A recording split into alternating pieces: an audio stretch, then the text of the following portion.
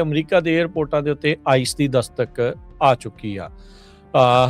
ਰਾਸ਼ਟਰਪਤੀ ਟਰੰਪ ਦੇ ਦੁਆਰਾ ਕਹਿੰਦੇ ਵੀ ਜਿਹੜੇ TSA ਦੇ ਵਿੱਚ ਏਅਰਪੋਰਟਸ ਦੇ ਉੱਤੇ ਲਾਈਨਸ ਬਹੁਤ ਜ਼ਿਆਦਾ ਲੱਗ ਰਹੀਆਂ ਸੀਗੀਆਂ, ਉਸ ਨੂੰ ਨਜਿੱਠਣ ਦੇ ਲਈ ਆਈਸ ਦੇ ਜਿਹੜੇ ਏਜੰਟਸ ਆ ਉਹ ਉੱਥੇ ਘੱਲ ਦਿੱਤੇ ਗਏ ਹੈਗੇ ਆ। ਪਰ ਇੱਕ ਚੀਜ਼ ਹੈਗੀ ਆ ਹਰਜੋਤ ਸਿੰਘ ਜੀ, ਵੱਖ-ਵੱਖ ਏਅਰਪੋਰਟਾਂ ਦੇ ਉੱਤੇ ਆਈਸ ਦੀ ਦਸਤਕ ਆਉਣ ਦੇ ਨਾਲ ਬਹੁਤ ਸਾਰੇ ਲੋਕ ਜਿਹੜੇ ਅੱਗੇ ਹੀ ਕਾਗਜ਼ਾਂ ਨੂੰ ਲੈ ਕੇ ਡਰੇ ਰਹਿੰਦੇ ਆ ਵੀ ਮੇਰੇ ਕੋਲ ਹੈਗੇ ਆ ਜਾਂ ਨਹੀਂ ਹੈਗੇ, ਮੇਰਾ ਸਹੀ ਆ ਕਿ ਮੇਰਾ ਗਲਤ ਆ, ਵੀ ਉਹਨਾਂ ਨੂੰ ਕਾਫੀ ਉਹਨਾਂ ਨੇ ਟਰੈਵਲ ਕਰਨ ਤੋਂ ਇੱਕ ਹਿਸਾਬ ਦੇ ਨਾਲ ਪਿੱਛੇ ਜਿਹੜਾ ਉਹ ਹਟਣਗੇ। ਸੋ ਆਈਸ ਦੇ ਏਜੰਟਸ 11 ਕਹਿੰਦੇ ਵੀ ਇਸ ਮੌਕੇ ਏਅਰਪੋਰਟਸ ਦੇ ਉੱਤੇ ਲਾ ਦਿੱਤੇ ਗਏ ਆ।